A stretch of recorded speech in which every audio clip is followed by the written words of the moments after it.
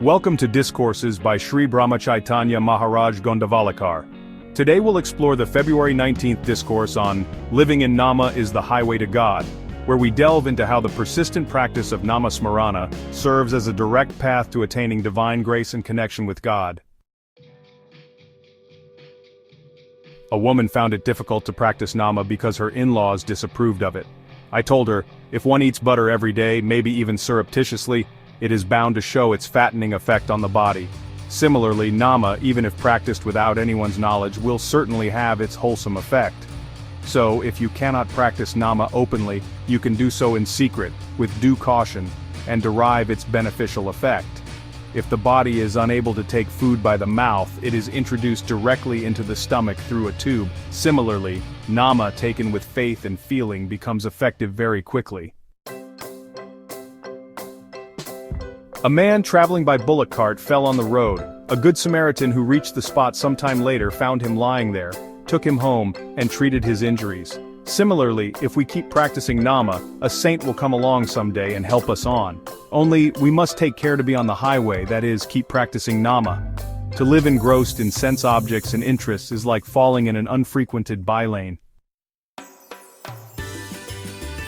How free of all conditioning Nama is.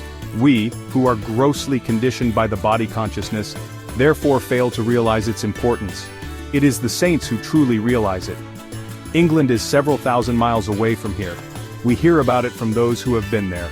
We cannot go there on foot because of the long distance, nor can we go there by road conveyance because the wide ocean intervenes. We can, however, reach there without tiresome trudging, and without fear of being drowned, if we take a steamer. If, similarly, we take to Nama, we can attain God in comfort and safety. We have not seen him ourselves, but the saints have, and they describe him. We cannot reach him for the distance, and for the intervening ocean of worldly life. Under these circumstances, if we hold fast to Nama, we can comfortably attain him. A person may be known by different appellations in different circles of his kith and kin, and he responds to any of them, so too will God respond whatever name you call him by. Just as a purchaser gets a property spread over different places merely by a single mention in the sale deed, the omnipresent God is comprehended in his name. Let me share a story from the Bhagavata Purana that beautifully illustrates the importance of Nama as the highway to God. The story of the elephant, Gajendra. Gajendra, the king of elephants, lived in a lush forest near a beautiful lake. One day, while Gajendra was enjoying a bath in the lake, a powerful crocodile attacked him and caught him by the leg. Despite his immense strength, Gajendra could not free himself from the crocodile's grip. He struggled for a long time, but his efforts were in vain. Exhausted and in great pain, Gajendra realized that his strength alone could not save him. In his moment of despair, Gajendra remembered the teachings of the saints and began to chant the divine name of Lord Vishnu with deep feeling and devotion. With folded hands and tears in his eyes, he called out, "Narayana! Narayana!" His pure-hearted devotion and unwavering faith reached Lord Vishnu, who immediately appeared on his divine mount Garuda to rescue Gajendra. Lord Vishnu severed the crocodile's grip with his Sudarshana chakra, freeing Gajendra from the deadly struggle. Overwhelmed with gratitude, Gajendra offered a lotus flower to Lord Vishnu and continued to chant his divine name. Lord Vishnu blessed Gajendra with eternal liberation and took him to his divine abode.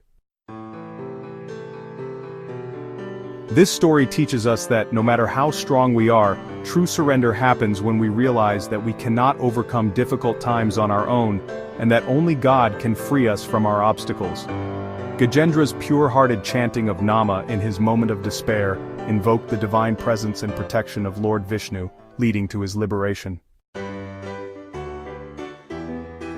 Thank you for joining me in this exploration of Living in Nama is the Highway to God.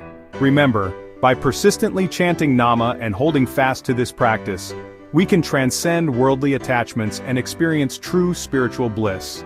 Embrace this practice with unwavering faith, and may it bring you peace and fulfillment in your journey.